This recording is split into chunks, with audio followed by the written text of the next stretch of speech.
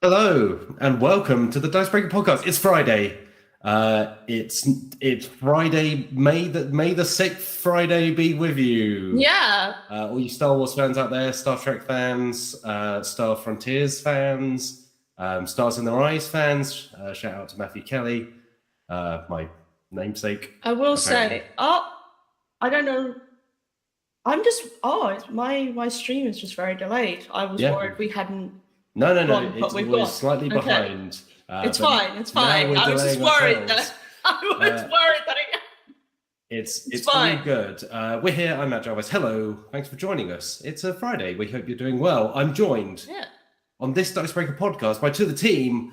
Of course, we have Maddie Cullen. Maddie, how you doing? Excellent. Good to have you here. And of course, Alex Meehan also joining us. How are you? Yeah, let's fob it off and go to TGIF. I thought you said fop it off, and I was like, that's a weird reference to the UK high street chain Fop. Is that a high street chain? Yeah, it's owned by like HMV. It's like the indie HMV, but then it was bought by HMV, so now it's just part of the monolithic capitalism machine. I do know Fop. Apparently I'm echoey. I'm going to investigate it. There's a good Fop in Cambridge, and it has a good downstairs, and it always feels like the closest I've ever got to one of those old 90s like video rental stores where you could go downstairs and find some kind of like weird messed up movie by some like indie filmmaker. Except it's not that, it's just like walls of marble. Apparently Maddie is muted. I sound like Mufasa talking to Simba. It's all good. Every time I try well, okay, that should be working for me. I'm not quite sure why you're echoing. That should just be... It's because Matt is also... It's because we're so godlike. Are we pump him back in to your audio somehow, Maddie? Anyway, while you're tweaking around, I will keep talking because then hopefully it will also give a good indication of how the audio is going. Yeah. But we are here, of course, as every Friday, to talk about tabletop games and other stuff that's been going on in our lives and the world at large. Or maybe not the world at large. Let's keep it small. Let's keep it light. Yeah, I don't want to get into that. We're here to hopefully bring a little bit of entertainment and joy into your lives on this Friday. If you're in the chat, thanks for joining us. Hey, it's good to have you. If you're joining us and you're somehow not subscribed to Dicebreaker's YouTube channel, if you're joining us live. You will need to be subscribed to the channel. Not a member. You don't have to pay any money. No. Just hit that subscribe button and jump into the chat. Yeah. Because we've had some recent bot things which appear to be a YouTube problem, so we've made it subscriber only for the time being. Yeah. But hey, hopefully it's not a huge ask. We're not asking any money of you. It's an incentive to subscribe. Yeah. But yeah, thanks for being here. If you're in the chat, drop some questions in. Let us know what you've been doing. Let us know what you've been playing. We'd like to hear from you, but thanks for being here. For now, let's crack on with what we've been up to this week. Let's start. Maddie, freshly unmuted. Let's start with... I'm sorry. Maddie, are you still doing tech things? Would it be better if I went? I'm sorry if it's echo because for some reason on my mic, even though it's just my mic, it's still picking you guys up a tiny bit. I will talk sorry if that's quieter. We'll go full ASMR. Would you like more time to investigate? Yeah, you could start with somebody else if you want. All right, okay. Alex Meehan, somebody else. How's your week been? Have you been playing anything? You've been doing anything?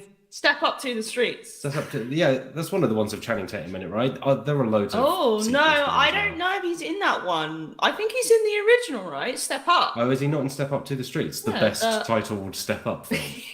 Yeah. That romance story of a ballerina and a break dancer? Yeah, something like that. I feel like there should be more board games and so on that have sequels that incorporate the number of the sequel into their title. So, like Ticket to Ride. Right. Yeah. Well, yeah. I mean, the thing is, obviously, they're not really, number one, they're not really sequels. Number two, they're themed around like the different places in the world. So I don't know if that would really work. Yeah, maybe edition numbers, but then you'd have like Mansions to Madness. Actually, Mansions to Madness I kind of like, yeah. That's pretty good. Arkham Free Horror, Arkham Arkham 4. Well, no, you do the classic thing where you replace an E with a 3. Yeah, like Drive 3R. Like Fear. Or, like they did that. No. 3R. Exactly. It works. Come on, board game creators. Pull your finger out and start making like fun titles. Yeah, Bring back the mid-noughties style titles. We want to see this marketing strategy again. We've missed it. Yeah, 2 Ticket, 2 Ride, and so on. Definitely. I don't know why I'm stuck on Ticket to Ride as the example, but it's I'm not surprised. You do like Ticket to Ride. Yeah, I mean, you could easily give Ticket to Ride the subtitle Too Fast, Too Furious, to be fair. You could do a crossover, really. Yeah, you put tiny Vin Diesels across the map. Yeah, no, you have to excitingly board the train. Yeah. Like drive on top of the train in the car. But it's actually about family. Ticket to Ride. Ultimately, it is really. I mean, although if anything were to destroy a family, it would be Ticket to Ride. Yeah, I want to play that Fast and Furious game on a related note. I haven't played it yet. Highway Heist, I think, is the name of it. I've heard really good things. Is it Funko or is it Ravensburger? Yeah, I believe it's a Funko joint. It's a Prospero Hall. It's one of the. It's one or the other. Those ones are usually Ravensburger or Funko game. Yeah, and I feel like Prospero Hall as a designer, they put out games that you look at and on first blush you're like, where they made a game of that, such as Rear Window, not Rear Window, the other Hitchcock one. There's another Hitchcock one? Well, is it Rear Window? Yeah, it's Rear Window. Rear Window, but that's not even out yet. Yeah. So we don't know what it's like. But they do games like that where you look at it and you're like, why are they making a game of that? And then you play it often and you're like, oh, okay, this actually works. It's like it's like Jaws, the board game, which is Ravensburger. Disclaimer. But initially you're like, number one, even though Jaws is an absolute classic, it is like 30 years old or something like that. It's not exactly the hottest. It's 50 years old, I believe, as of this year. 72, I think, is a Jaws. Really? 72? Yeah, it's older than you think. It's older than you think. I thought it was an 80s film for some reason, but no. Even though obviously people remember Jaws and it's become so iconic that you just need to, do the bit of the soundtrack that people know, and immediately people know it. It's not exactly the hottest nostalgia property about these days because it wasn't made in the 80s. There you go. But they made a board game of it, and it's really good. It's really good. Like I played it a few months ago, and I think I talked about it on this podcast. But it slaps, man. Like it's really, but it's not like. This is the thing. We've had this discussion quite a few times actually about how licensed board games have just gotten so good in recent years in terms compared to we kind of gotten used to like the sad state of affairs where it's like, oh, here's a licensed board game. You go around the board and there are vague references to the property. But in the recent, I would say over the last 5 years, maybe a bit longer, licensed board games have sort of become a bit more respected, and because it's the people making them care. They care about what they're making, which makes a huge difference because then they make something like Jaws where they think about what's the themes of the film and how does it work? How can we turn this thing into a tabletop experience that's actually enjoyable to play and not just, here's a themed thing that suckers will buy. JP Corkery corrects me. Jaws was 75, so 75. After 72, but before the 80s. So yeah, there we go. Coming up to its 50th. Congrats, Jaws. Yeah, well done, Jaws. So yeah, what have you been playing, me, and anything in particular? I've been playing a few things actually. So I've played a wee bit of Rhino Hero, the Sacred Text. OG Rhino Hero or Rhino OG. Hero Super Battle? Oh, wow. I don't have Super Battle, which I should rectify because Super Battle is really good. It's just again, it's the perfect sequel. Rhino Hero 2 Super Battle. That would work. Rhino Hero to the limits would be to the sky.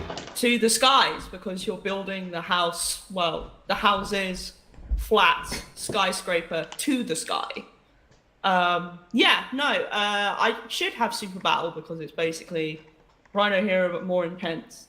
But I don't. We've got a copy in the office, I think, but I.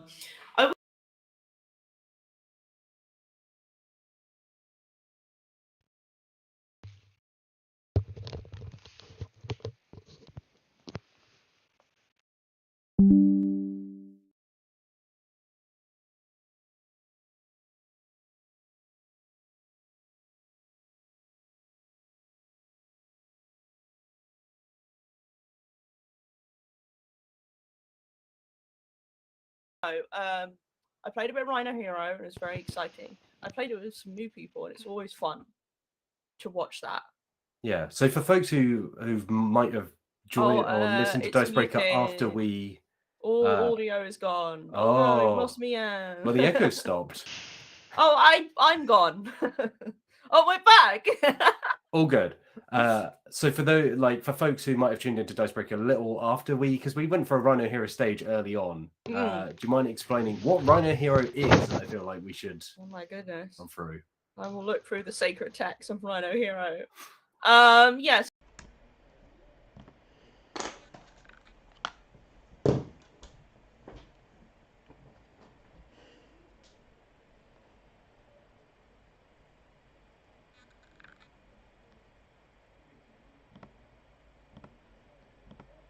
Of these little foldy cards.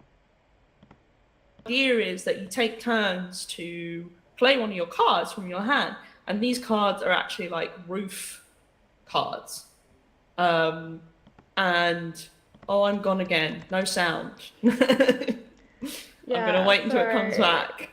Just keep rolling because I don't think we'll be able to tell when it goes in and out, and hopefully the recording's picking up anyway. And we're back again. Maddie, you're muted. Maddie's muted. We can't hear you. Yeah, I know it's an echo, but sorry. Oh my goodness. And me and muted. Right, I'm gonna keep going. Oh, I'm gone again. We might need to take a break to maybe sort out some tech issues. Just keep going. I believe Maddie and Wills are on it. So we'll keep but rolling. there's no point in me talking if no one can hear me. So, I would rather pause if we're literally muted. I think it should be if we're being muted during it, because then I'm literally talking to no one. So I would rather bamf for a bit and maybe come back to talking about the schedule or whatever when people can actually hear us properly. We're in and out. Oh, they can hear Maddie, but we can't hear Maddie. No, which is Maddie's muted for us. So Wheels and Maddie are sorting it out. Apologies for this, everyone. Tech issues happen. Yeah. Especially when we're doing it from home. And people amazing. are saying echo is better than silence. They can hear me, yeah. Okay, great, yeah. But we now can't hear Maddie, which is a problem. Okay, yeah, that's right. Maddie was just moving to Google Meet. Okay. Yeah. Okay. You know what? Echo is not the worst thing in the world. I think we may need to just deal with this, because if it's between echo or they can hear nothing you. at all, it's then, all right. I think we know which one is preferable. At least I hope we know which one's preferable. Can you do no echo as long as we have no me? So I can just sit and look. I mean, I'm sure the lovely people at home can cope with it. They can hear all of us, apparently. It's all right. Yeah, that's fine. There you go. Apologies for the echoes. We'll deal with it at some point. Fun, not really an anecdote about reverb, though. I remember when I was first learning guitar, when I was about 11, someone just told me, I didn't know how an amp worked. And I was like, what's this knob? And it was just the reverb knob, which just basically introduces echo. And someone was like, oh, that's the knob that you just turn up and it makes all your guitar stuff sound good. And for multiple years, because nobody told me any different, I was just like, yeah, it's the magic knob that just makes everything sound good. It's the magic knob. Yeah.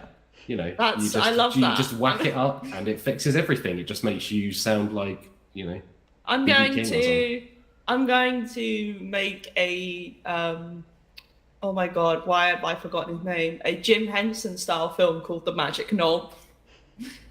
And I'll get puppets and there'll be weird creatures and there'll be a little caterpillar. I love those. And it'll be great. And I'll be in it. Naturally, yeah. I assume Yeah, that, naturally. You're the first person you cast in your Yeah, Jim Henson film. obviously. I'm the talent, Matt. Like, come on. You can't have the film without me. I'll direct, star, and produce. Right.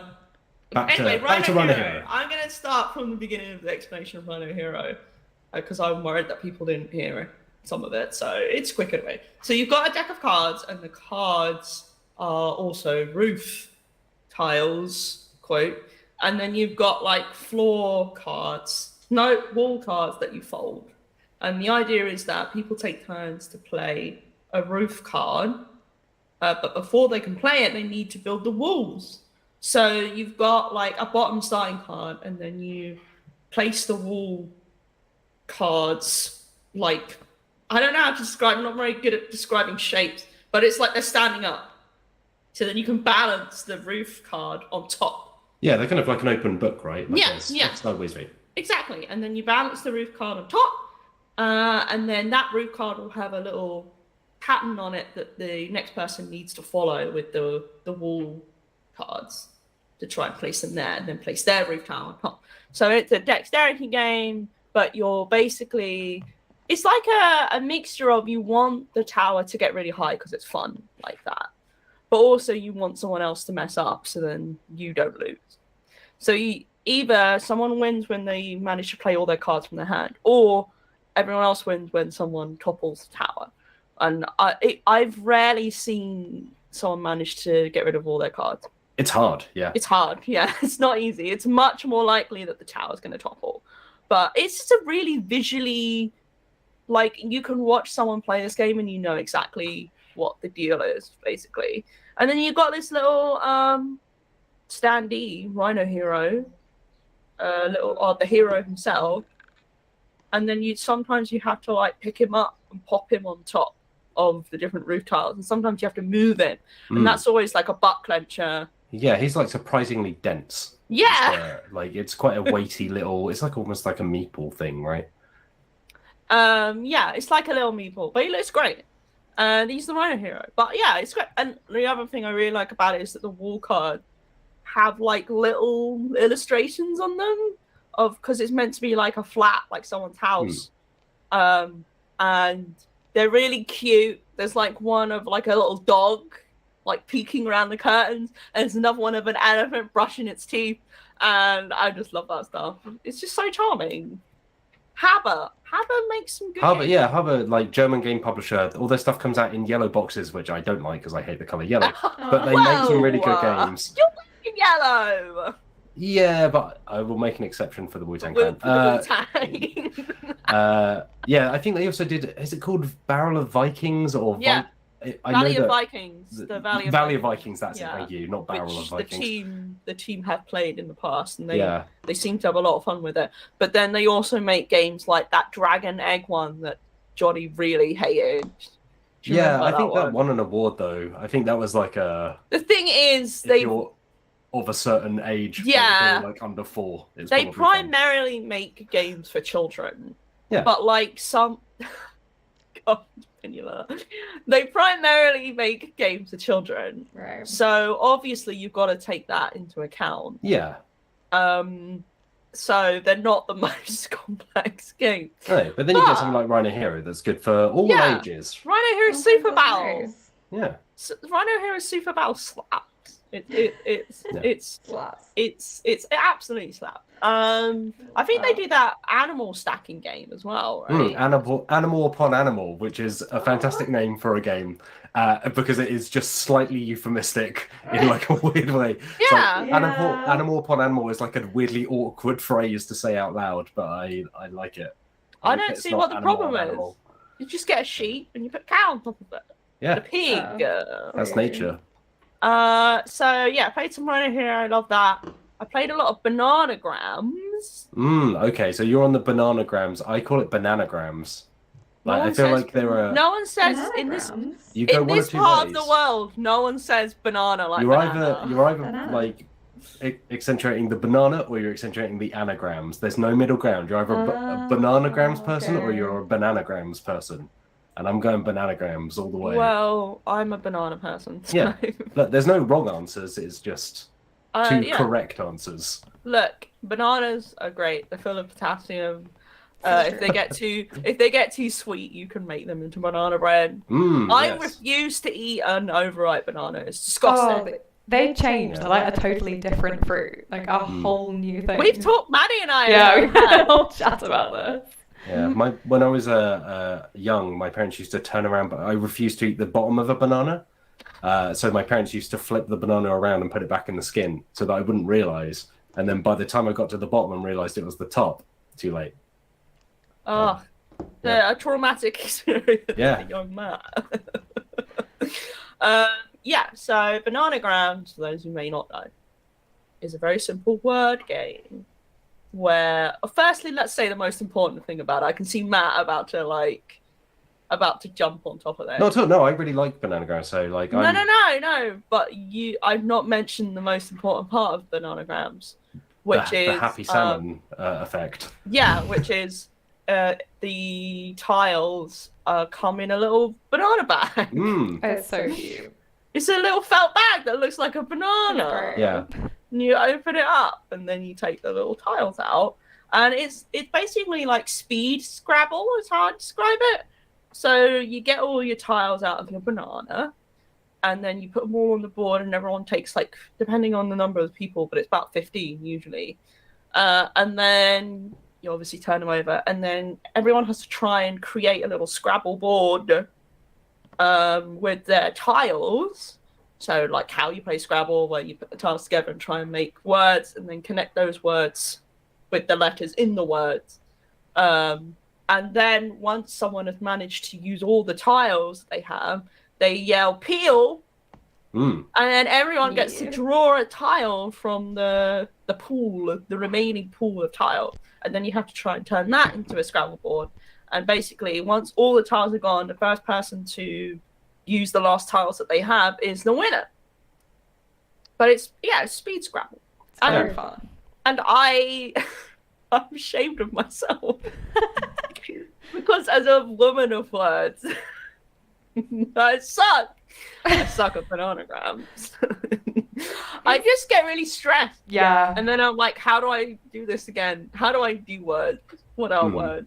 That's I feel like Bananagrams is like slightly more forgiving than normal Scrabble, at least, because you can rearrange things as you go. Yeah. It's like, as long as you get all your letters in, you don't have to like make super long words that score loads of points, because the idea is just using your tiles. Yeah. So it doesn't matter if you make a load of like 4-letter words, or maybe not those 4-letter words, but short words are just as effective as long words.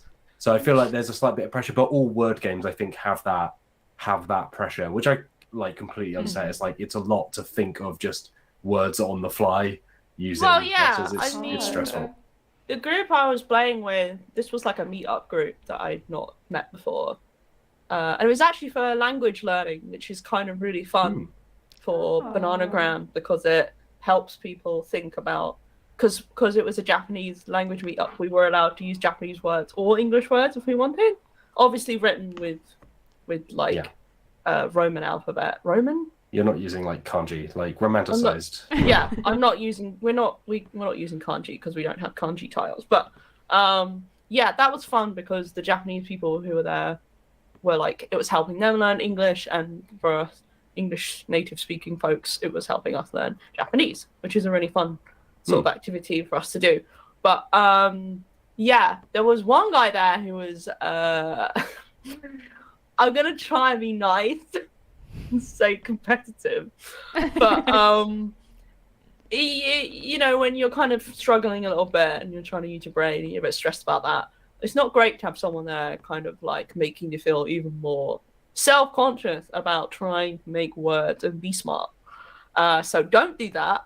Listeners and viewers, be nice when people are playing games, especially when they involve a lot of brain activity. If the objective is learning as well. Like coming away from what is meant to be like a learning exercise, feeling and meant to be I fun, didn't learn as good as someone else. Not meant to be like, Bananagrams isn't exactly the most intensive competitive experience out there. But Bananagrams is great. Love that bag. Fantastic stuff. We also played Skull. Or Skull It. That's a trick. If you're learning Japanese, sometimes you can get away with saying words with just like a Japanese accent, and it actually works. Skull is a bluffing game primarily. It's very beautiful.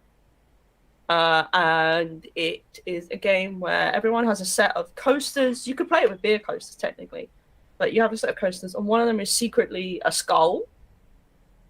And all the rest like flowers. And then the rounds go with players choosing to either place down one of their coasters or bet how many coasters they bet they could flip up without revealing a skull. And obviously all the coasters are face down, so they don't know which skulls are where, if there are any, except for their own. But the fun thing is you have to do your own first before everyone else is. So sometimes people will try and like bluff and bid, even though they know they have a skull in their own stack. And I'm like, that's pain. That is playing very fast and loose. That's when you want some real thrill in your life. That's the bluffing, really like on the edge of a knife. Because then, if you bid and someone else wins the bid and they do it, then like they might go for yours first because they might think you didn't place any skulls. That's my favorite moment in those kinds of games where you just go for broke and just confidently be like, "Yep, I'm bidding," because they know that you have to turn yours over, like you say, first. Yeah. So then they are just like, "Well, I know that you are safe," and it's like, bam. One thing that Maddie and I played together, along with a Wheels and a Liv. Was Frostgrave. Yeah. Frostgrave. We spoke about this last week, if you listen to the podcast then, and we've spoken about it quite a few times, and Wills actually has a wonderful article about it on the site right now. Frostgrave is a miniatures game where you're wizards, and the goal is to try and find treasure in this environment that's filled with like terrain and obviously rival gangs of wizards and mercenaries and stuff. So we played that. It was a big game. I think it's because there were four of us. And obviously, I had not played before, and we had a lot of faffing about where we were just like, let's order some food and do this and yada yada. But it was really fun. It's like my first miniatures game I'd ever played, and it was very accessible, which I loved. It was so quick to make my warband, not physically make them. It took me a bit of time to glue them all together, but to actually like devise what my wizard could do, and because you can cast spells and things, and who my warband were. Yes, round of applause for Maddie in the chat. Well done, Maddie, for sorting out the audio. I'm so sorry. I'm learning tech, but I think it should be okay now. It's wonderful. I'm just sure in time for Frostgrave, so that's all I was waiting for. I was killing time. Frostgrave. So my wizard was like your classic wizard, really. Like they could cast like elemental spells, and they had a few other tricks up their sleeve. Yeah. Whereas the others were all playing these fancy smancy wizards who could like summon stuff and things. I'm not that fancy. I just use leap all the time, which is like a teleport spell. I barely summon any demons. Wheels, like a cheeky boy, cast a spell that meant if you wanted to then cast leap, it was even more difficult. You raised the challenge rating, which is a really clever strategy move that I think was a direct response to Maddie and Liv's shenanigans. And then you also taking leap, right? I also took leap, but then I didn't use it. Luckily I had another really good spell that did something sort of similar, which is, it's like a haste spell, and you cast it on one of your people, and it means that they get more movement. But my wizard was very, very bad at casting anything. Basically failed every single spell bar one, I think. It was really bad luck. Luckily, you also have an apprentice who can also cast spells. So the apprentice was better than the wizard. That's how it goes sometimes. They're just better. Liv's apprentice is always so much better and casts way more spells than her wizard seems to. Yeah. So it was an interesting scenario. We had to like destroy these pillars to discover these treasure chests and such.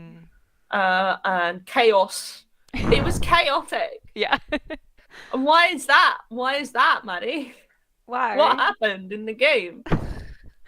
What did it's Liv just do? always chaotic. Like, no matter, that's the fun of Frostgrave, especially with 4 people, just running all into the center.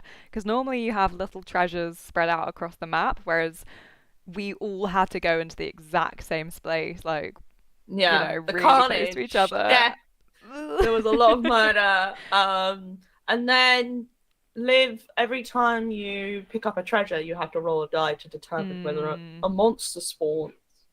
And Liv, her only the only 20 she rolled were in summoning the monsters. Yeah. And so we got 2 frost trolls. Yeah, just she rolled a popping nat up. 20, so we got like the highest level of monster encounter, and we were level 1.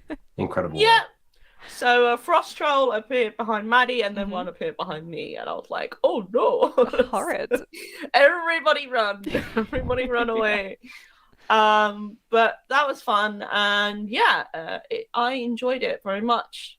It was fun to watch Wills and Liv just going at each other. Yeah, they shouldn't be allowed to start on the same board, like the same side of the board, because they just go for each other. That's funny. There was a lot of deep-seated sort of Frostgrave resentment going on, where it was like past sins had basically came to light. Yeah. And I think there was a lot of grenading. Wills did something he shouldn't have, and then Liv was like, "Well, I'm not going to let you get away with that," and live. So yeah, lots of depth on that side of the table. Whereas Maddie and I were fairly cordial with one another. Yeah, we did like a little gentleman's agreement at the end where we were like, you know what? We've been playing This isn't for worth it. many hours. Let's just agree we've both got our treasures and make our way off the board, you know? Yeah, we both got what? Wait, we both got 1. I got 2. No, you got 2. Yeah, I got 1. I think that's why I was chasing after you a little bit, and then I was like, you know what? It's just not worth it. And I was just like, I'll let you go. I killed your imp. Yep. Yeah, which you were fine about. Yeah, they're free. Cost you nothing. They're I'm free. not worried. And I also killed one of your boys, I think. Yeah, a good few of my soldiers. But it took a lot of work. But yeah, it was really fun, and now we want Matt to play. Yeah. Yes. Yeah, I would like to play. I took home that box of Frostgrave soldiers, and then I opened it and I discovered there's a lot of arms and legs and only 1 torso. Oh no! So I need to go and get a different box to actually Wasn't make it there more one better. that was? I thought there was one that was unopened. Did you Oh, not was pick that? one? I didn't see that one. I picked up the one that was on the shelf. Oh, Yeah, that one that was was on one me, I I told you to. used. It's all fine. I think there are ones in the office that haven't been opened. I'm pretty sure there's at least one. Yeah. And that's the one we were talking about. No, that was the box. So you picked up the box that I raided the other week. That's why there's only one. Yeah, torso. I mean, I've got some miniatures. Like, one of the lovely things about Frostgrave, which Will's wrote in his piece, is that you can kind of play with any miniatures you have. Yeah. So I could just bring along some of the miniatures I have that I don't use for anything. Oh. Yeah, I've got like a little Gandalf over here. And Yeah, of course, it's Yeah. Lord of the Rings. Yeah, I just Perfect. paint them sometimes while I'm chatting to friends. I was so I'm like- slowly Great. painting the Fellowship. I was like, in my head, I was like, shall we guess what miniatures Matt Jarvis is Well, gonna I bring started you gluing together. I immediately? can't remember if I said this on the podcast last time. I started gluing together some Blood Bowl miniatures, and then I spent about 40 minutes trying to put together an orc, and really struggling with where a particular like decoration. It was a very Warhammer orky thing of like, here's a skull on like a handle. Look, he's got to have his accessory, man. Yeah. Yeah, I mean, fashion. genuinely, the miniatures look really great in Blood Bowl, so it's 2nd edition. And I'm really keen to play because I love Blood Bowl, but I Well, just really bring it struggle along. putting together the miniatures. Bring it along because I need to put together the rest of the miniatures first. I've only done 1 3/4. because now that I've played Frostgrave, I'm like, what else is there?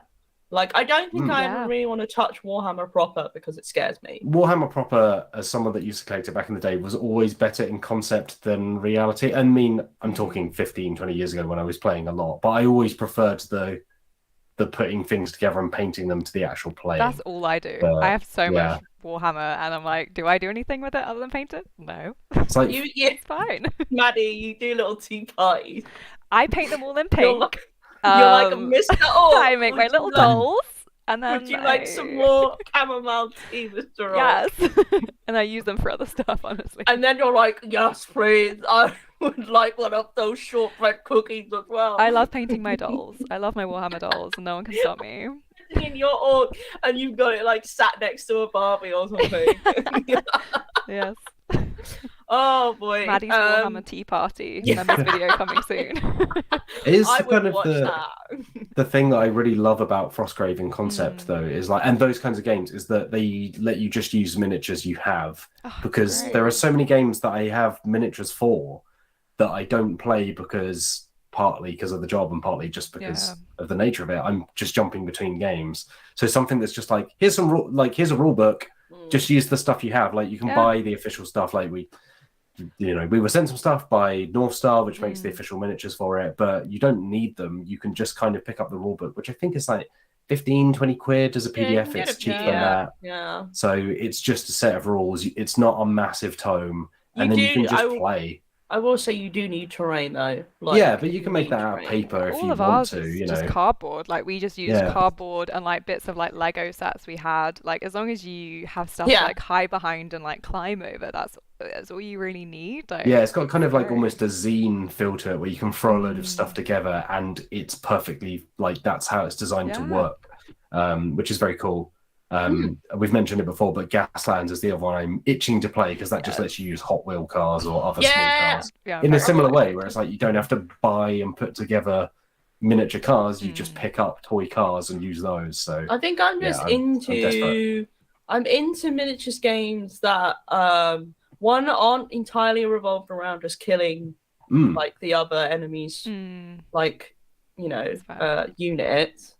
Like Frostgrave, and also that aren't just like again, like it's not just that, but like the reason why Blood Bowl kind of interests me because it's about like playing a sport rather than like here are some Marines, here are some orcs, kill each other. And with Blood Bowl specifically, and I wrote about this for the site, the fun thing about it is that when you screw up, it's kind of part of the game, and it's just as it's a part of the fun to watch your kind of star player book it along the pitch, and then you roll badly and they just face plant into the dirt and drop the ball and it bounces off. Like that's part of the fun. Whereas a lot of more traditional war games and Warhammer, if you fail, that's just it's like you try and swing a sword. It's kind of like D&D combat a lot of the time, right? It's like you try and swing a sword, and if you biff the roll completely, kind of nothing happens, and you have to style it out or just deal with it.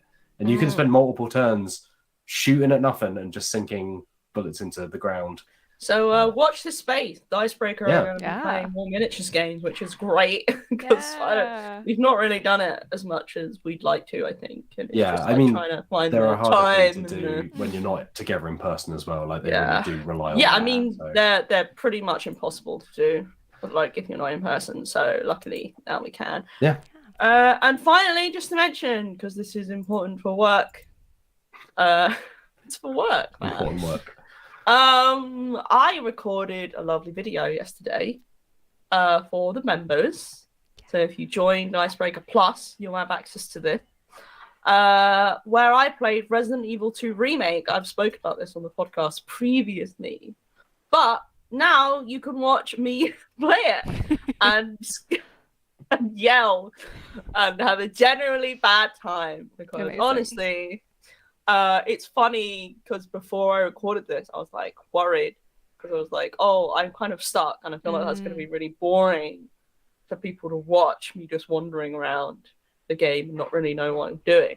So I kind of, a little birdie told me a little hint. I was like, oh, I'll use that for the video. And oh boy, it resulted in some stuff happening. Oh my God. Genuinely, I've not been that frightened in a game in a long time. Yelling and being like, oh no. I cannot wait to watch this.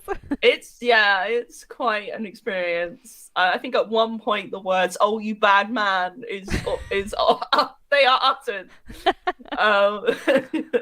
So yeah, you should keep an eye out for that video if you're a member of Dicebreaker Plus. And if you're not, fling us some money if you have it, of course. We appreciate the support, but it's not necessary. Cool. There you All go. right. That was me. Bye. Nice. Oh. Maddie. First of all, Hey. thank you for fixing the stream. It is Thank you a for- hard job that I think people watching probably don't appreciate how difficult it is to just make some of this stuff work, and it's the reason things just break because technology. Yeah, So I'm thank sorry. you. Yeah. I'm learning. And we're watching me learn and grow in real time live. on Yeah, air. it's special. It's like Yeah. it's like watching a little birdie fly away Yeah. out of the I'm nest. falling out of the nest. And I then got fix pushed. the audio. What have you been playing other than Frostgrave, of course? Yeah, what have I been playing? Again, I was meant to play City of Mist last night, but someone else was ill, no! so we had to push it back. So we played The more true Feywild. RPG group experience of just finding it impossible to schedule something. It's one of those things where normally I'll just carry on because it's the very first session, and I have like this is when all the characters meet, and I have like a big event planned. I was like, I can't do this with one person down, so I just ran my Wild Beyond the Witchlight, which I do as alternate, which was very fun. People went to Frog City. Oh my god! Sounds great. What? Yeah, honestly, I Wild want to Beyond go the to Witchlight Frog is great. City. It's home to the Soggy Court, which is where like Oh a little my royal God. frog lives. And they met Maddie. Baron, like Green Green Baron, and like Muddle Mud, like Earl I of can't. Stinkwater. There was Oh my god, Earl of Stinkwater! Yeah. I can't cope right now. This just sounds like I made this. honestly, I feel like I think you'd love it. I Oh, can see you wanna go to living Frog in City. this place. Oh my god. It's great. Oh, you're making me want to play D&D, and that is. I'm Yeah. telling you, honestly, it's been really fun. It's not a campaign where combat is very much like a thing at all. They've had one fight, and the thing was like way stronger than them. So in the end, their friends had to be like, please, like we're just gonna bargain and like give some of our stuff away and like save them. But no, generally it's just like a really fun adventure. You're just like going through all these like weird Feywild places with these scary hags. Just doing like a classic fairy tale, like A to B, things happen. Like it's very fun. I'm having a great see. time. Are you like? Does your group work through the D&D books as they come out? Like, are you planning to go from this to whatever came Radiant after Journey to this? the Radiant Citadel. We weren't planning to just work through the books. Basically, I'd never run a pre-written adventure, and then Witchlight came out last year, and I was like, oh my god, this is made for me. So I decided to run it because I was like, oh, that should be like less work. I honestly think running a pre-written adventure isn't less work. It's more work. Yeah. I guarantee it. If only like- there was a video, Maddie, that people could watch about running a pre-made Yeah. adventure in an RPG. If you want some help with that, I have done a video on it after I was looking around and I was like, no one is telling me how I need to make notes or anything. I'm so confused and scared, and there's so many pages. So I made a video on that on the Dicebreaker channel, so check that out. But saying that, I do want to run Radiant Citadel now because it looks also amazing. The thing is, like, wizards are very thorough Mm. because they're like, this is the best way to run the campaign, and I'm like, oh, I don't want to, but I don't want to control 10 wolves. Like, I don't want to do that. You and No? I are very different people, Alex being. I would jump at the chance to control What, 10 wolves. in D&D, controlling 10 wolves in D&D? D&D, I don't know. In you know. real life, In real life, yeah, I'd jump at yes. Yeah, that's a whole other scenario. Matt, in real life, I want to go to Frog City. But I can't, unfortunately. So it's in D&D. But and we had a little chat, didn't we, Maddie, about vampire? We were getting really hyped. Yeah, well, I was gonna say, like, I before this book came out, I had run my own adventure, and I had put a Frog City in that adventure that I made up. Oh yeah. And we had to like stop doing that because some people dropped out. But yeah, me and Alex were thinking about starting to play some more games together outside of work, so I could find something to run you a Frog City in. Frog City RPG. Oh my god, We'll make I it would happen. love that. I would genuinely play D&D just so I could visit the I Frog mean, City. Mouse Ritter is the kind of like, because that's all at Yeah. like the level of mice and bugs and stuff. So frogs would be at Perfect. home in Yeah, that, and but it's then- basically OSR. It's like old school D&D. Roll a D20. It's But- good. It's a good. I game. really want to try it. It's Mouse Ritter. very high off my list. I will say, but then it's a little scary because the frogs are like The frogs bigger are than big, you, yeah. right? Whereas I like the idea of talking of the person my size talking to a frog, It's like a frog-sized frog. a Not a frog-sized human-sized frog. Yeah, not a big Ah, one. I No, love that. I want to go. The problem is I think it would end up where if I did go to Frog City, the frogs would be like, "Oh God, we're so scared. There's this giant here," and I'm like, "I just like you, and I want to hang out." But then I'll end up accidentally destroying Oh no. their livelihoods, but by just being big and clumsy. And then I'm like, "Oh no, I was the problem all along." Look, what happens in Frog City stays in Frog City. No, because then I'll have to live with the guilt of it. But no, we were talking about vampire. We were talking about because we both said that we have the latest edition, which I believe is 5th edition. Got the lovely big tome. Lovely big source work. We've not touched it. No, just looked at the pictures. Yeah, we looked at the Fantasized. pictures, and I've read quite a bit of it, but like I've not played it because it's scary. Not like spooky, but like it's this big and there's a lot. It's crunchy, and I don't know if I want to run it, but I want to play it. But if we can sucker someone into, And we've suckered my partner. He was like, I guess I should get reading, and I was like, yep, I'll get the book out for you. You better, come on, babe. Wake up, babe! You have to run me and my friends Vampire the Masquerade. Literally. So that would be really fun, though. Yeah, I can't wait because I just want to play a Toreador, which is like the charming vampires. They're the ones that can sweet talk people and stuff. Because I love characters who are very charismatic because I think they're the most fun to play. And I want to play a Toreador who is very fancy schmancy. Yeah, that's what I want to do. There you go. Anything else you've been playing, Maddie? Honestly, I was flat out last weekend. I think D&D is just all I've played this week. It's fine. And Frostgrave. And Frostgrave, yeah. So other stuff we've covered. Matthew Jarvis, what have you been playing? Not very much. On the subject of vampires, my wife and I decided to watch 3 of the Twilight movies. Oh, the other day. Honestly, much better use of your time than anything else. They don't hold up. They are problematic in parts, but they're fairly good fun. And now I kind of just want to make a dopey, like vampire character who's just join our campaign. Yeah, there we go. So far we had 3 people, so we need to branch out. Can just breathe heavily and not really say anything for multiple minutes and just awkwardly stare at things. Yeah, you gotta be like, you gotta clutch the table, just like be like. Yeah, catch an apple and hold it very awkwardly to recreate the cover of the book. So I haven't look constipated. I haven't really played a lot of board games or RPGs this week, to be honest. I've been busy. I did take a bag of board games to a friend's 30th. Bag o' board. But I didn't actually end up playing any of them, as is the way. They requested it. I wasn't like the guy turning up with the acoustic guitar. Just like, look at these board games I bought, and then just breaking them out. That's better than a guitar, though, because a guitar is something one person is doing and is like, watch me, whereas really, games, yeah, like, but I want to engage with as someone that also plays guitar, playing the guitar is also a gift to others. Naturally. I'm so sorry. Wow. You're so right. But I feel like I created a really good mix of party games, but we just there were other things going on. You were watching Twilight. Yeah. That was the other thing. Not at the birthday. Okay. The birthday do was in a field. It was camping. We were looking at goats and horses and stuff. Although me from a distance, because I'm highly allergic. Oh yeah. So I kind of just looked at the horse and stayed at a respectful distance.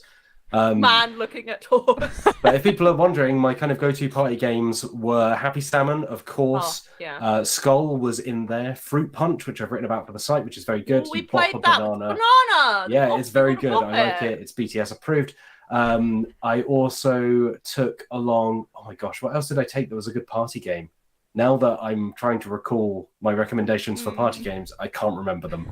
But I would say Happy Salmon, Skull, Fruit Punch. Oh, In a Bind, which was re-released as Yogi, is a very good kind of stood-up twister where you try and hold cards between like parts of your body, increasingly difficult. It's very, very good. Yeah, I like that.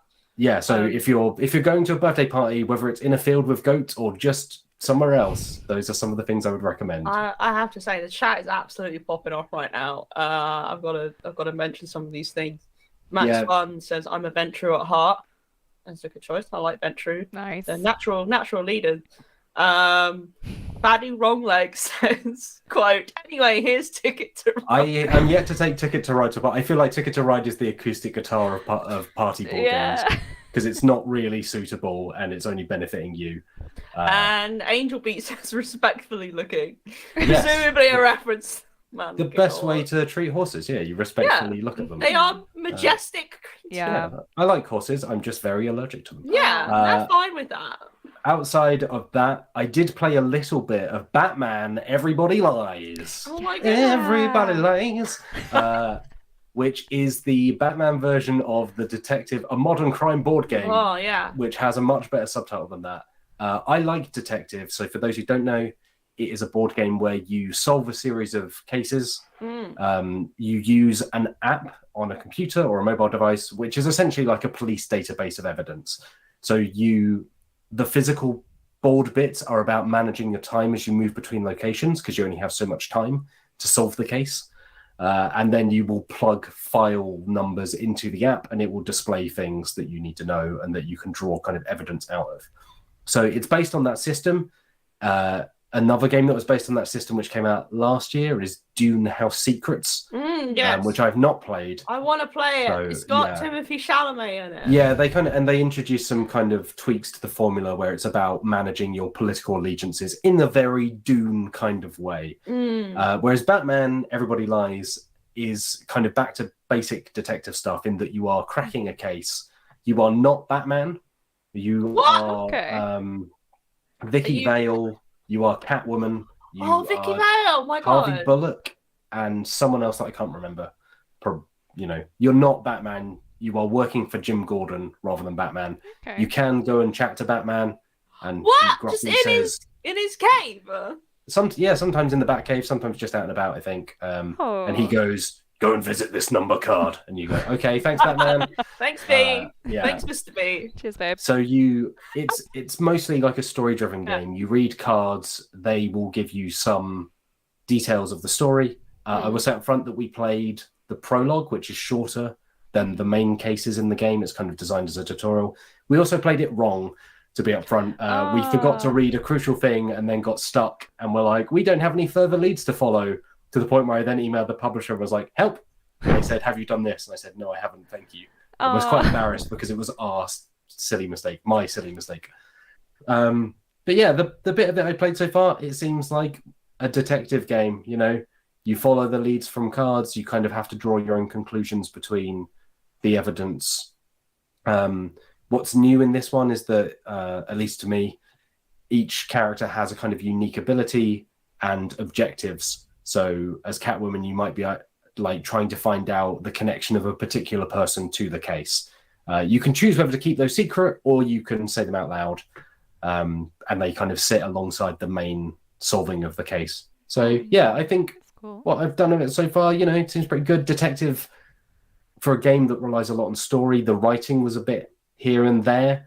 It was a bit all over the place. I gelled with it because I think it felt a bit like a B movie at times. Like it's hard to take too seriously. Well, like the B movie. Not the B movie with Jerry Seinfeld, just a B movie. Right. Yeah, the writing in this so far it's quite, it plays off of tropes. It's very like smoke pouring from sewer grates and Batman looking gruff and sad. Look, it's very much playing into that side. He just needs me to go and look after him. That's all he needs. Yeah. I wish he'd stop messing about and just sort that out.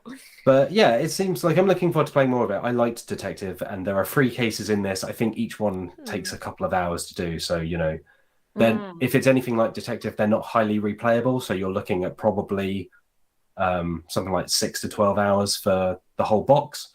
But it is the kind of thing where it's not like a legacy game. You're not destroying anything. So if you go in with a few friends and you're willing to pass it around, it might justify the cost a little bit better that way. But yeah, I'll probably have some more thoughts once I played more of it. But from what I played so far, seems like a Batman one of those. Seems okay. Yeah.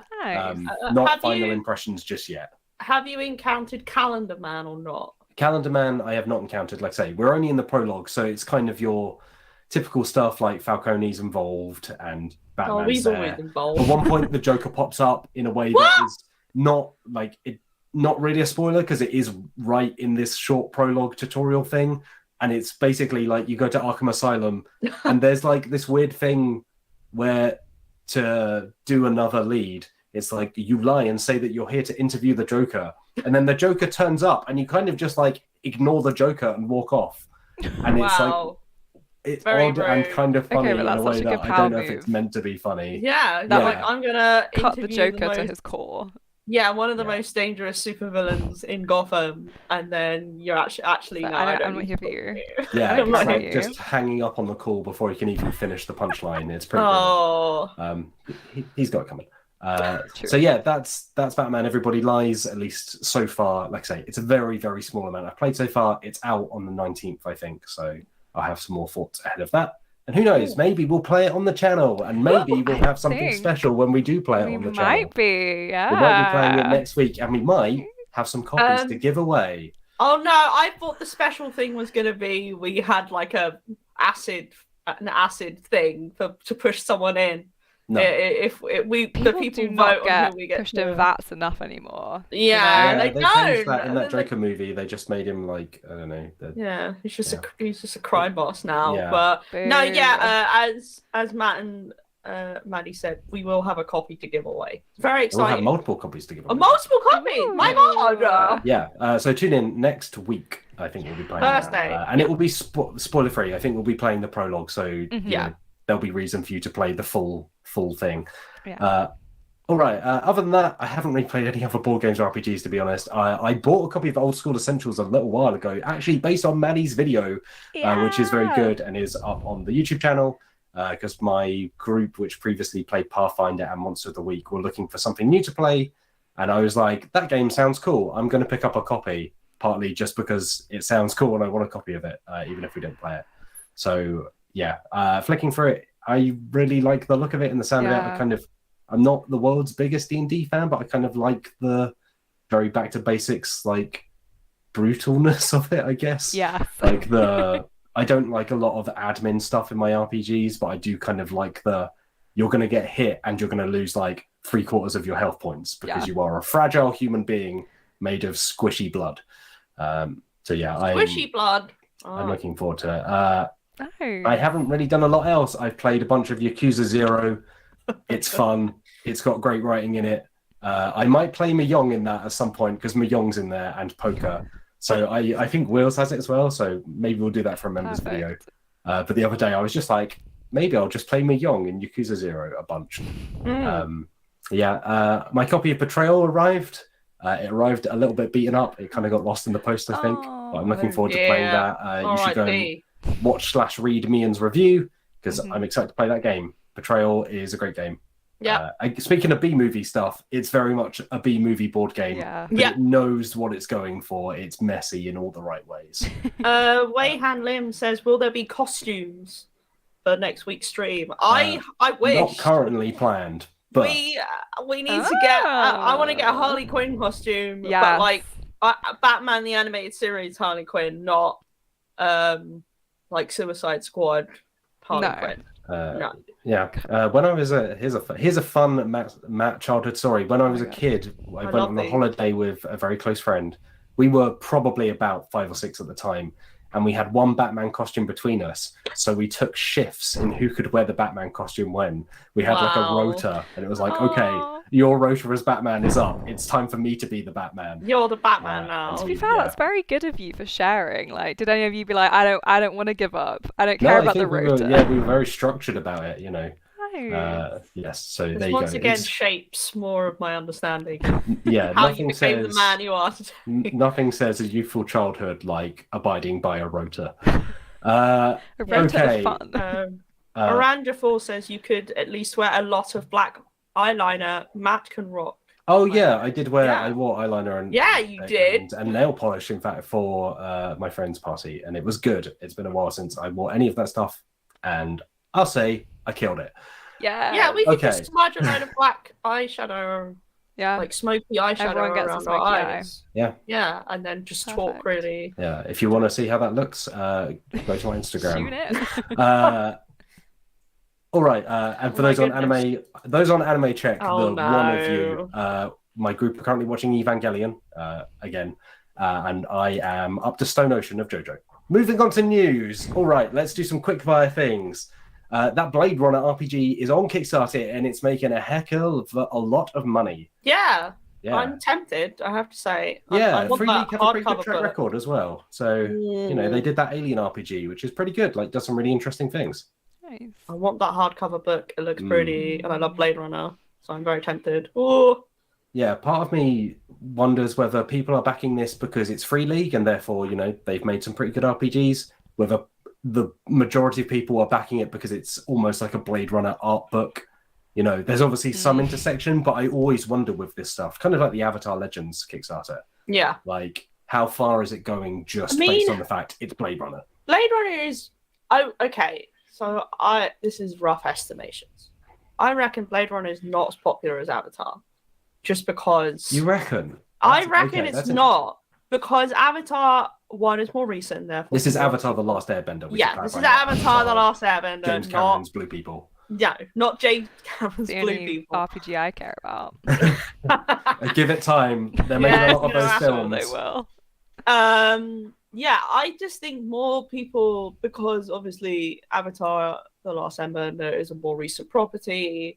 It's like massively popular. Like, I don't think people realize, because obviously, especially among like our generation and maybe even a little bit older, like people watched that, when it was coming out, whereas like original Blade Runner is what, like 1970 something? No, 1982. So it's, Blade Runner is iconic, but it's whether like, are there lots of people who genuinely like love the property? Obviously, like 2049 came out, but apparently no one went to see 2049, which is a damn shame. Good. But they gave Denis Villeneuve the money to make that Dune film, so yeah. So Dune comes from that, but I reckon it's a mixture of both. Obviously, like Blade Runner is popular, but like, Free League has its own fans as well. Yeah, I feel like, yeah. Avatar Legends, I think, is more Avatar than Magpie. I don't think many people know Magpie. Yeah. Whereas, I guess my head as well. It's like Avatar is a world that revolves around its fighting styles, right? Like it's bending styles. Yeah. So it's very obvious as a combat kind of mechanic for a tabletop RPG. Whereas looking at Blade Runner has an incredible world, like fantastic storytelling and atmosphere. But especially because it defined a lot of the sci-fi that followed, it feels like it's kind of like almost generic by nature of having come so early. So it's like, what does this do that, for instance, like a cyberpunk or like an indie, I think they're RPG being really, from what I've read up to this point about it, I think they're being really clever about it, because they are focusing on the key themes of Blade Runner that aren't just like futuristic stuff and like it's like the cyberpunk kind of transhumanism stuff necessarily. They're focusing more on like that struggle between like being like embracing your humanity. We don't mean literally, we mean the concept of humanity, meaning like empathy, compassion, yada yada yada, and like, or like accepting your place, because you have to play, you're all playing as Blade Runners, which is a job that is not very nice, because you're essentially you're hunting and killing like living beings. Obviously they're replicants, so like they're not humans, but if you've watched Blade Runner, you understand the themes of that. Like, just because they're not human doesn't mean they can't experience emotions or memories and things. So they seem to be really leaning into that dilemma, the drama of the fact that, I think it's very clever that like you have to be Blade Runners, like not just because that's the most iconic part of the series, but also because it means that you have to interact with that drama. It gives you like an objective in that world. Like, and you can play as a replicant as well in it, which is really cool. And you can play openly as a replicant, or you can pretend to be a human. And it's confirmed that they have the baseline tests which are included, which were in Blade Runner 2049. where if you're openly a replicant working for the Blade Runners, you have to sometimes, if you're not performing as they expect you to, you have to do a baseline test, and then you can choose to fail it if you want to gain more humanity and kind of push yourself more in that way. So they're actually like, again, this is what we want to see. I want to see gameplay mechanics feeding, like the themes are in the gameplay mechanics. Yeah, and it's more than just like you can shoot the gun stuff. Yeah, like, it's more than just like we're in the world of Blade Runner. You know, roll we're to in cry LA. in rain. Yeah. Yeah, but So, it's making a lot of money, so I think it's obviously well past its target already. Yeah, like I say, Free League, they've made a pretty good name themselves with things like Tales from the Loop and the Alien RPG. Like Forbidden Lands, they have a good track record with both licensed stuff and original stuff. So I think it's in fairly safe hands. It doesn't feel like it's just being spat out. The fact that they are showing like specific gameplay details, and they seem to be keeping it quite focused. That's giving me hope that this isn't just going to be an RPG with Blade Runner slapped on top of it. Yeah. It's going to be like, it's going to be the Blade Runner role-playing game. I think they're also using, oh my god, help me out here. They're using a specific system that's quite good, and I can't remember what it's called. Oh, is it the Mutant Chronicles stuff? They use some of that in other games, I think. It's fine. I can't remember. Anyway, let's carry on. News. We're in the chopper. Yeah, let's fire these out quickly. There's an EV version of Point Salad coming, but only in Korea. Brackets. Sad times. Which it looks great for Korea, but you understand Korean. I look forward to paying about £60 to import this £20 game into the UK. Thanks, Brexit. But yeah, Point Salad. Those who've followed the channel for a while would be familiar. It is a card game where you collect vegetables and then you score points based on which vegetables you've collected and the scoring cards you've picked up as well, and they flip over. So they can be either a way of scoring or the actual vegetables that will give you those points, and that's kind of the fun of it. It's a really good game. Point Salad is a fantastic game. Eevee's a good Pokemon. I would like this Eevee version. I will say it's got good art. I will say it's a bit scandalous. Because it doesn't seem to include 2 evolutions. I can't seem to see. I didn't see Leafeon or Glaceon in there. So, although I know they are generally considered the least popular. I mean, Leafeon would surely be the most appropriate for Point Salad. I know, right? I couldn't see Leafeon. If I was going to eat an Eevee, it would probably be... I was going to say it'd be the vegan choice, but it's not. No, I couldn't see Leafeon or Glaceon, so... well, maybe they'll come in an expansion. I don't think Point Salad has had any expansions because it doesn't need them. It's a perfect game. Next, whizzing through this news, there's a new Ticket to Ride. It's set in San Francisco. It's not a full Ticket to Ride. It's just one of those city spin-offs. Mm-hmm. So they've done New York, London, Amsterdam, and now they're doing San Francisco. So they're back to the US. Yeah, it looks like another one of those. It doesn't seem to have any major gameplay additions. You collect tourist tokens by going round. Like the London one, it's kind of got a 60s vibe to it. So it's a lot of like peace and love in the bay kind of stuff. Yeah, I mean, I like those city spin-offs. The benefit is that they are very small. They cost about £15, £20, and they take about 15 minutes to play. They're a good version of Ticket to Ride, in my opinion. But I think this might be mainly for people who live in and around San Francisco, because there are now multiple of those. They're going down the monopoly route of let's hope these sell these in tourist shops. It feels like. Finally, on the little whiz through, Nemesis is getting another video game. Nemesis being basically Alien, but not. Yeah, they're skirting around the license. Legally distinct Legally Alien. distinct Alien.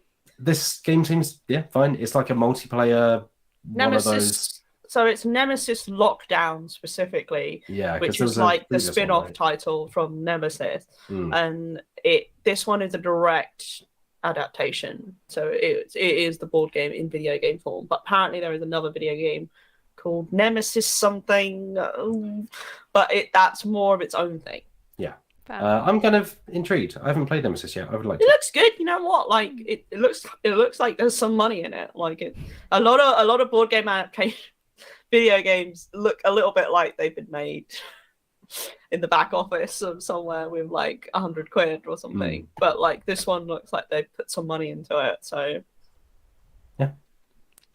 we should play Nemesis at some point. I Yeah, feel I like really it was wanna one play of Nemesis. a lot of Alien alikes that came out about 5 years ago. There was like Alone, which is fine. There was the actual Aliens, Another Glorious Day in the Core, which took about 10 years to actually be released. yeah, And then there were like some others. They just seemed to spring up around maybe the 40th anniversary. But yeah.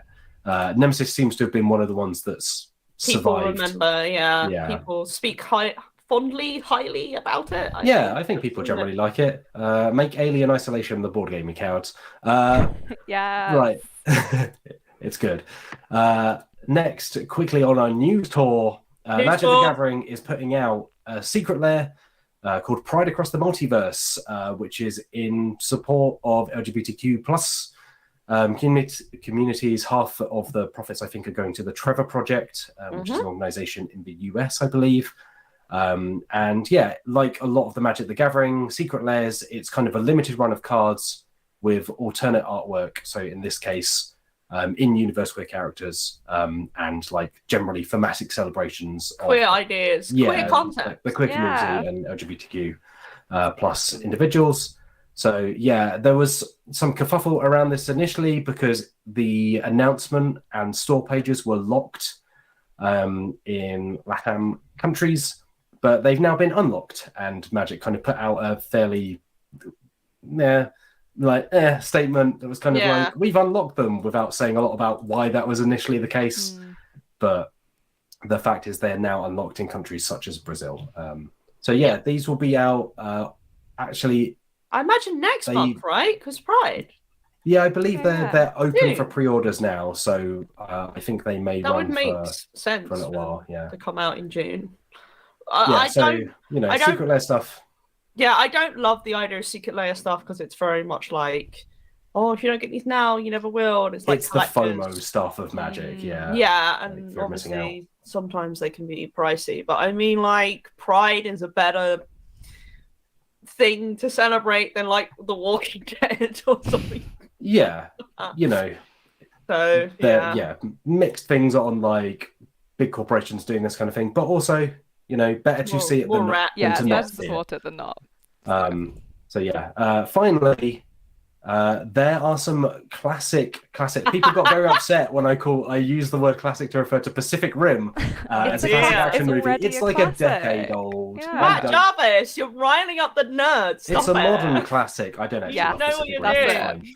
Anyway, for Everyday Heroes, which is a spiritual successor to D20 Modern, which is a spin-off of D&D 3E 3rd edition, that basically put it in the modern day.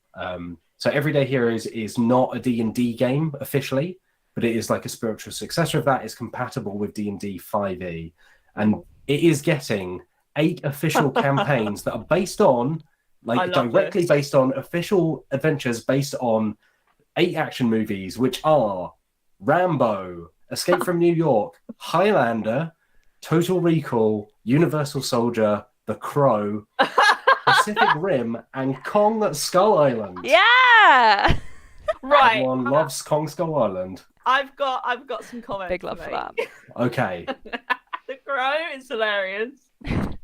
People like The Crow, right? Like, it has tragedy attached to it, but I think people really consider it like a proper cult classic at this point. I saw Highlander last year and I didn't like it. I thought it was very 80s, but also it's kind of gross in some ways. Kong Skull Island is one of the most boring films I've ever watched. And it had Tom Hiddleston in it. This should not happen.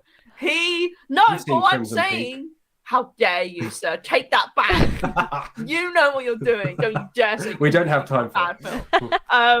What I'm saying is it shouldn't have been boring if Tom was in it, because I should have been paying. Shouldn't be boring because King Kong was in it. More importantly, this is true. There's like a massive. He is also a sex symbol. Yes, very important.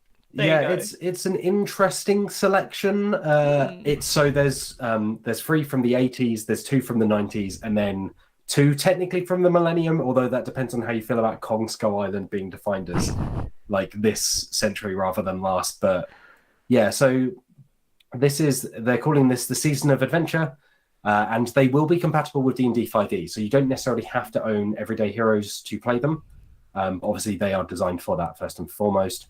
The interesting thing, other than the fact these exist, which by itself kind of wild, is for Kong Skull Island and Pacific Rim, they are also going to release world books. So these are kind of campaigns. What? No! So they're kind of similar to D&D adventures. So, for instance, Wild Beyond the Witchlight. And then they will be releasing world books, which are more equivalent to source books that will essentially just give like lore and more detailed information on the world. And they'll also put out bestiaries for those worlds as well. So Kong, Skull Island, and Pacific Rim.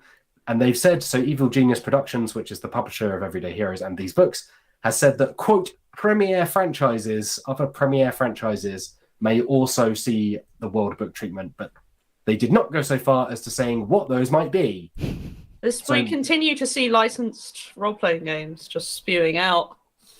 I think they need to be handled very carefully. Like I said before with the Blade Runner role-playing game, I feel good about that one because I feel like, from what I've seen, I feel like they're actually like, there's care going into it. People are thinking about how to translate this into a role-playing game. But then I'm not so sure about these books because it feels a little bit like, you go, here's some things that we can get the license to. They're adventures, not mechanical like gameplay things, right? They do say some of them will include new rules and mechanics, but obviously they are not rebuilding the engine from the ground up for these worlds. They are D&D 5e. So I'd like that for Pacific Rim. Like that would be a perfect film to make into a fun RPG. Like I want to get in a big mech suit and fight kaiju. Great. I think it'd be okay if that was the only one they're doing, but the fact that they're just doing this bumper collection, there's 8 of these, I'm sus. I'm a little bit sus. But Everyday Heroes, I will say, sounds cool. Like I've not played D20 Modern, but I kind of am intrigued by the idea of bringing 5e into the modern world and kind of adjusting it for a non-fantasy setting. Like I guess we'll see with these. Like the fact that they are official and licensed is surprising to say the least. I mean, I will say, obviously some of these films are beloved, but like I don't think it would take much to get the license to Kong Skull Island. Personally speaking, I feel like they've killed that. Although it's like related to the Kong franchise, which I'm sure. Right, they're still doing I think they did that Godzilla versus King Kong. Yeah. Right? But that I don't know how attached that was to Skull Island. I have a feeling it was not remotely, right? I think they exist in whatever it's not Universal, is it? Kong Cinematic Universe. Yeah, like something like that. Yeah. KCU, Escape from New York is a funny one, just because they also announced that board game recently. So clearly that license was up for grabs, and there were people being like, "I'll make a board game. I'll make an RPG." Nice. So these will be available as part of Everyday Heroes' Kickstarter for those who are interested, and that will be out on May 17th. Apparently, they will be exclusive to that crowdfunding campaign. So if you do want them, that's the way to get them. They'll be $20 each. So they're not.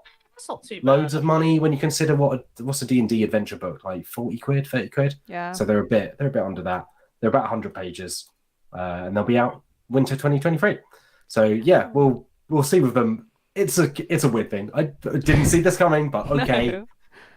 Licenses continue to rule the world. Yeah. Okay, that's the news run. Let's move into this week's segment. Which, of course, in case you missed it, it was May the 4th this week. Oh my goodness! Star Wars Day, the most marketing of days, and we've decided we're going to jump on that space bandwagon.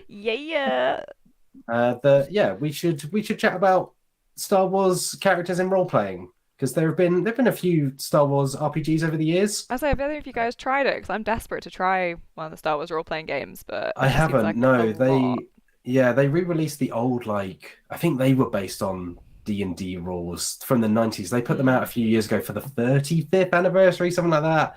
But they have since I think announced that they're going to re-release the Fantasy Flight ones, which are Edge of the Empire, Yeah. Rebellion something. Yeah, I they're forget all them. themed Force Alliance. around. So I believe there's, from what I remember, and I can't remember all the names, I believe there's one themed around Jedis. There's one themed around like the fight between the rebels and the Empire. And there's one themed around being like smugglers and sort of Yeah. Yeah. You like pick It's the kind of like- time period you want to be in and like. the Well, yeah, vibes. I think they're all about the same time period. I think it's more like, do you want to do more of the Jedi stuff? Yeah. Do you want to do more of the war stuff? Do you want to do more of the Yeah. Han Do you want to be Solo Luke, stuff? Han, or Leia, basically? Yeah, basically, yeah. Yeah, but I've not played them. Like, I think people would generally like them, but I can't speak to them directly. we tried to play them. We did, yeah. We tried to play them for a Star Wars day. I yeah. don't remember whether it was the last one or the one before that, but We were told not. at the time they were very hard to get hold of in person. So Yeah. that was when I ended up wearing a fake fur rug over my head and got very warm. Yeah, I moving- think you were like, I'm Chewbacca, and then we read one of those Star Wars books, and Will said a Choose Your bad Own word. Destiny, I think. Ah. Yes. Yeah, Will said a bad word. on Will's screen. Will's dropped the F-bomb while doing an impression of BB-8. The Adorable. famously To be fair, that is- non-talking robot. In Yeah. character for BB-8, so. It's also very in Yeah. character for Wills. So, would one of you like to explain what the segment is? Yeah. So yeah, May the 4th was this week. Mhm. So in honor of that prestigious occasion, we're going to talk about what kind of character would we play in like a Star Wars role-playing situation. So obviously, I think we all have decent knowledge of Star Wars. Yeah, Yeah. I've seen those movies. We've seen them. I've seen them. I've seen that. the films. Yeah. I watched The Mandalorian. I watched went- A New Right. Hope literally like this week, so. My on goodness. brand. The best Star Wars. Yeah. I would disagree, but you know, each to their own. And no, I'm not going to say the Phantom Menace is the best one. I love tax. You I love tax what? discussions. You love trade Yeah. discussions. Yeah, I love Um, blockades. See, Yeah. I have so much. The prequels are so bad, but there's so much I love about some of the Darth characters. Maul's good, pod racing was love good. Darth Maul so much. Darth General Maul, Grievous. underrated. Get stuck with a bad film. Pod Okay. racing also good. Yeah. Okay, Yeah. I'm going to launch straight into this and Yeah. say, Okay. where is the pod racing rules? They might have been in a past Star Wars RPG. I'm not aware of them. If it exists, tell me in the chat. Pod There racing should miniatures be- game. Yes, perfect. Yeah, I mean they've got Star Wars X-wing, like Yeah, but yeah, and X-wing is good. I like X-wing a lot. yeah, for X-wing record, is so. really good. Apparently, I've not played it. Yeah, but- I would love a game that works kind of like Gaslands, right? Or kind of like any, like even Camelot. Give me the Camelot. of Oh, that pod would be racing. great, but pod racing, and then oh my god, That's what's the pod bad guy racing. called? I can't remember his name. Oh, The- Sebulba? Sebulba. Yes, Sebulba. I still remember watching back in the before time. Hmm. I remember watching Astrid, who used to work for Rock Paper Shotgun. Mhm. I remember watching them playing the PS1 pod racing. Oh yeah, Phantom game Menace pod racing is genuinely good. I think. on their PC, and they were like showing me all the characters, and I was like, "Is this what they're called?" And they were like, "Yes." So it was like I can't. It was those Star Wars, names that they give, particularly the ones that they give to the species that sort of exist, but Yeah. they're in the background. Yeah, the ones added in CGI over the Yeah. many years of re-edit. Oh, like the giant slug. Oh, I love that so much. The giant slug that like popped up. A pod racing minigame would be great, right? Because you could have different Yeah. pilots with different abilities, kind of like X-Wing, where X-Wing you have the ships, but you also have the pilots, and they have different abilities depending on who you've decided to stick in an X-Wing. Yeah, I think pod racing would be cool, and you could have a momentum system to try and turn corners and not crash into rocks. So Well, is your that- character choice Anakin Skywalker?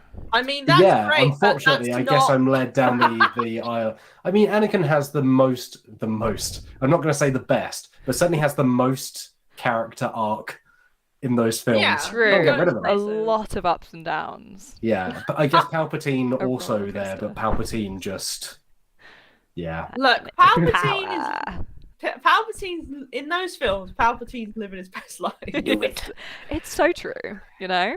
Girl bossing to the extreme. Yeah. What about Count Dooku? How do you feel about him? I love Christopher Lee. Yeah. Rip. Rip. But also Count Dooku, best known for a bad CGI fight with Yoda. Yeah. Oh, yeah. He does do that. And a bendy lightsaber. Banana-shaped lightsaber. Sometimes you have problems with that. It's okay. Yeah, it happens to the best It's of us, not okay? embarrassing. Yeah. It just happens when It's you've got a all bendy open lightsaber. communication. So yeah. That's What very- side does your lightsaber bend? See, again, prequels, General Grievous. That's who I would want to Is that who play. you Oh, wanna that could be Maddie? interesting. You want to be General Grievous? I love him so much. Why? General Okay, Kenobi. Fine. explain to us collection. why you love him. I wish I could explain. I wish I could unlock what it is in my brain why I love him. But just, I don't know. I get so happy every time I see him on screen. I'm like, I love He's what good. you're doing. Yeah. He does that cool helicopter spin. Yeah, right, with the loads of lightsabers, yeah. lightsabers. He's got his like little cough going on, which I think is fun. Most lightsabers award goes to General Grievous. Yeah. So if I'm role playing, I'm Love gonna beat you that. all. I'm gonna have like 10 lightsabers. Yeah, there could be like a fun mechanical thing in just having that number of arms and lightsabers where you need to coordinate in order to not just clash with your own. Like anyone dual wielding swords, right? It takes precision, takes Natural accuracy. skill. I'm sure that would make a really fun RPG where you're spending like an hour calculating your hand position. I'm just roll my dex check. imagining Maddie having to roll a dice for every single one of her arms. Don't mind me. I'll take my 10 minutes in combat as I just roll Yeah, for each of my lightsabers. I'm just like, I'm Every gonna arm go. has initiative. Yeah, I'm just like, I'm gonna go to the supermarket and pick up some things. Who wants what? It's like I'll be the up Q-op soon. of the RPGs. Oh yeah. So you want to be General Grievous? That was one of You my want to be like a choices, yeah. droid who is evil? I mean, Star Wars is very good and evil. There's not a huge amount of gray he's area, mainly but- just like he's very career driven, right? Like he's got his Yeah, career path, and yeah. his career path is murder Career Jedi man. and take their lightsabers. Yeah. So, like, and he's committed to that He's path. ambitious and Yeah. he's successful for a while. I do like that so far we've got the two characters we would like to be in an RPG are Anakin from the prequels and When General he's a Grievous also from the child. prequels. He's a child. Child Look, Anakin and General you Grievous. get- It's you a get great hang group so out. far. You get to hang out with R2D2. See, yeah, R2D2 is my second choice. Oh, R2D2 is your second Yeah. choice. Okay. I So love explain how that would R2D2. work. Just do a little scream every time something goes wrong. What? Yeah. primarily communicating screams and boops. Yeah, I think, communicating in little beeps and boops is very fun. Just like, that's a very fun roleplay experience. For me, Yeah. probably. Everyone else might be Everyone- like, what is she saying? Yeah, everyone has to, whenever you talk to anyone, they have to roll to figure out what you say. Beep, beep, boop, Yeah. boop, beep, boop, boop. Yeah.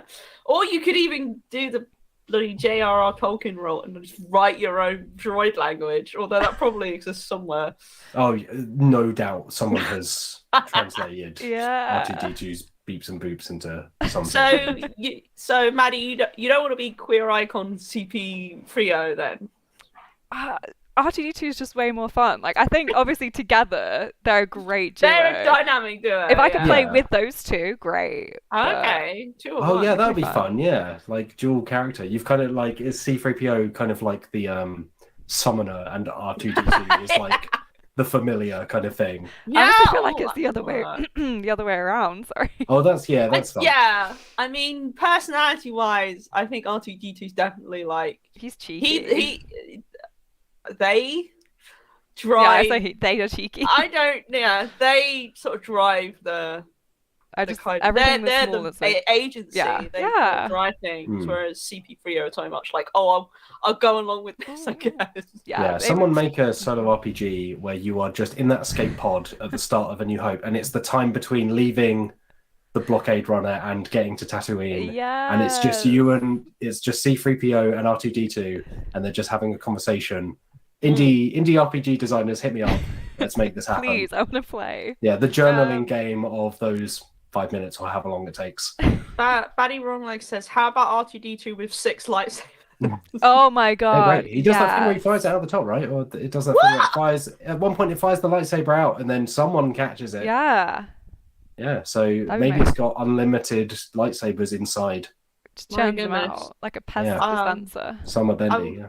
I will say earlier someone did say gonk droid, which I feel Gonk Droid has had its time in the spotlight. no, but I feel like your options are going to be a bit limited if you're a gonk droid, because Walk. for the most part exactly, most of what I understand gonk droids do is they walk and they gonk, and that's about it. I mean, That's you the could have, primary you've got two function. stats. It's like Honey Heist. You got Walk and Gonk. Oh my god, walk and gonk, exactly.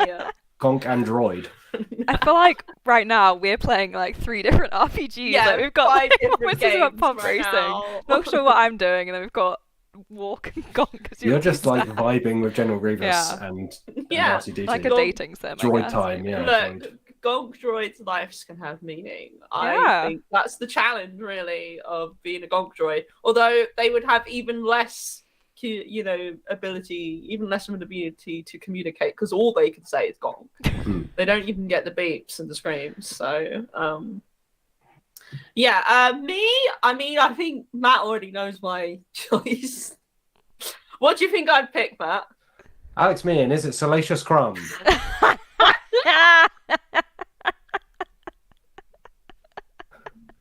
Feel like I'm on Jeopardy. What is Salacious Crumb?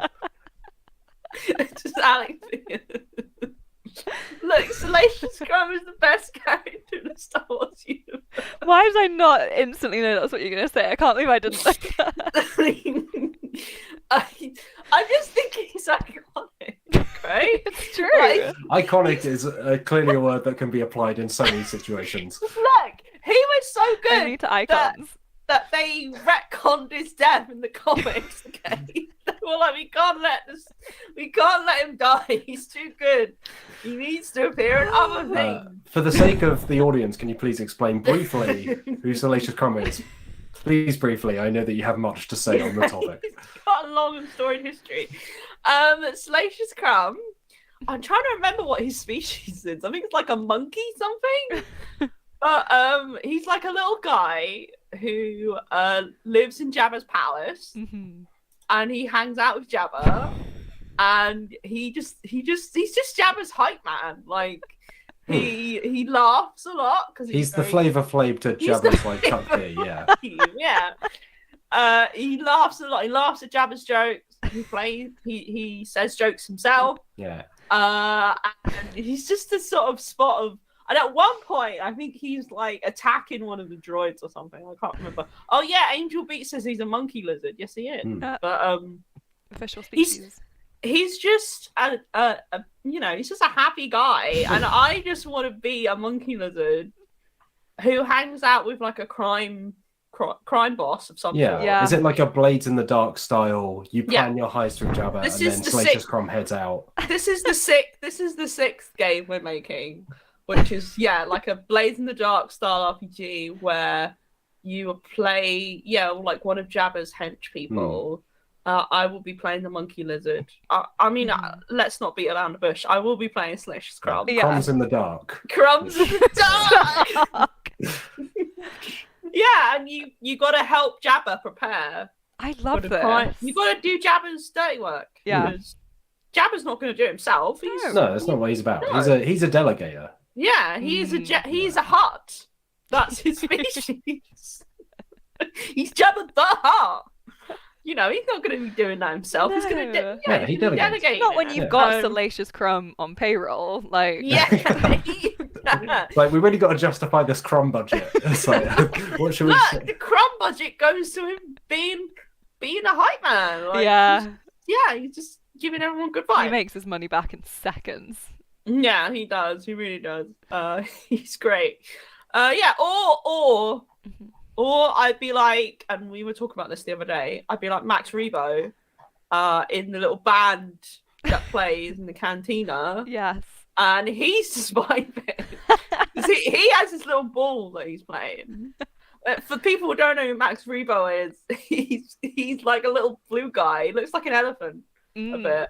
And he's in the cantina band, I'm pretty sure. And he's like playing his little orb thing. That's his instrument. He's an artist, okay? Would be new game, Cantina band. You are a traveling band. and you're in the world of Star Wars, and you've got to make a living.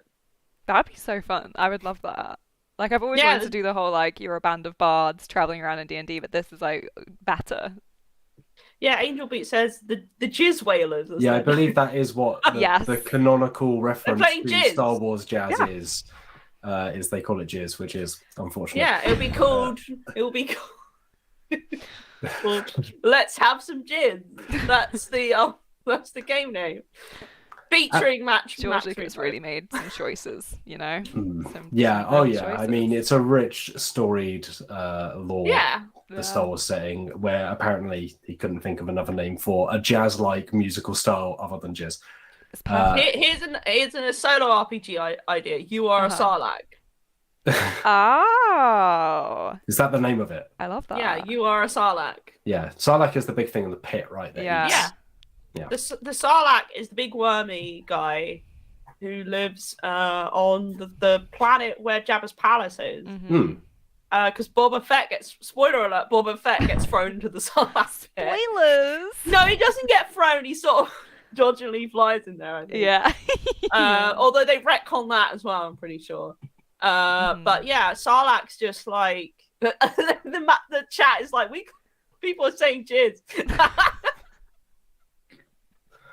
It's a music. It's a type of music. It's art. a music. It's art. art. It's art, chat. But Please yeah, don't censor my jizz art.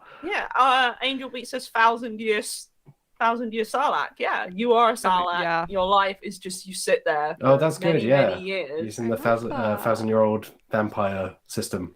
Because that's what they do. They just hang out for a very long time, waiting for something to fall into their mouth. Yeah, much like a vampire. Yeah, I've seen Twilight. Yeah. I would also we- want to be an Ewok. I can't believe that wasn't up there. It's one of my first Ewok's choices. good, yeah. Yeah. New game, Ewok Land. Yeah. Endor and Endor. Endor and Dungeons and Dragons. I can't make it Endorable. work. Endorable is I'm better. cute Yeah. little Ewok, and I'm just hanging out. Just in living the your life. forest, Yeah. just doing fun things. And then crushing, fascists. Yeah, Thanks, exactly. Ewoks. Yeah. Don't they at one point? Oh no, I'm getting confused. Do they attack droids at some point? I can't remember. I mean, Am I I can't thinking remember. of the guys who are wearing the big cloaks and they live on Tatooine? What? Who are they? Oh, the Jawas. The Jawas. yeah, the Jawas. Ah, yeah. They take droids. That would yeah, also they be don't like fun. droids. Scavengers. Yeah, Scavenger. droid squad. Hmm. All right. With that, I think Yeah.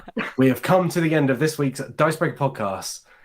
Thank you if you're in the chat and you've joined us. We are live every Friday from 2 p.m. BST, where you can join us too if you head over to youtube.com/Dicebreaker.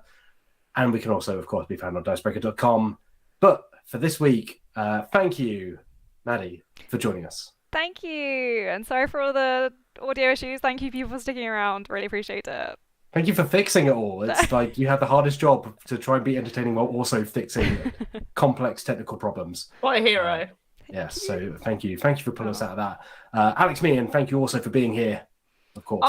It's been great. I've been able to talk about some of my favourite things. Mm. Yeah, Tom Hiddleston, Salacious Crumb. Yeah, Salacious Crumb Day comes but once a year. Yeah. Yeah, it's been great. I've loved it. Also, join Dicebreaker Plus. Maybe Yeah, join or Dicebreaker Plus subscribe. if you would like to watch many wonderful videos from the team and also me. Yeah, you can join us as we watch Battleship, another piece of high art, Yes, that's that's going to happen. as well as Meehan's Resident Evil video, of course. And I've been Matt Jarvis. I've been your host. Thank you for joining us. We will be back next Friday live from 2 p.m. BST on youtube.com/Dicebreaker. But until then, look after yourselves, enjoy your weekend, and have a lovely day. Goodbye. Bye.